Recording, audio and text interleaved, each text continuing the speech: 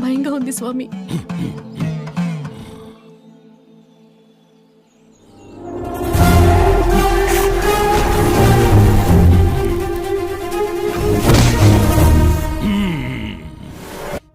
అది అమ్మాయి కాదు, పాము.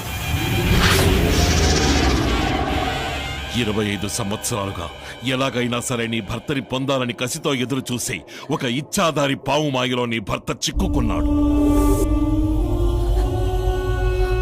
ఇంకొద్దిసేపట్లో ఆ ఇచ్చాదారి పావు నీ భర్తతో కలవబోతోంది.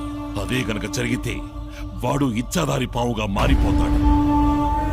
నా ప్రాణాలకి ప్రమాదం ఉందని మేం మిమ్మల్ని కలవడానికి వచ్చాం. ఇప్పుడు ఆయన ప్రాణాలకి ప్రమాదం అంటే ఆయన ఎలా కాపాడుకోవాలి స్వామి? నీ భర్తని కాపాడుకోవడానికి ఒకే ఒక్క దారుంది. అదేంటో చెప్పండి. అలాంటి ఇచ్చాధారి పాములు శాప విమోచన సమయంలో ఈ వృక్షం దగ్గరకు వచ్చి విషాన్ని కక్కి విమోచనం పొందుతాయి. ఈ విషాన్ని తాగి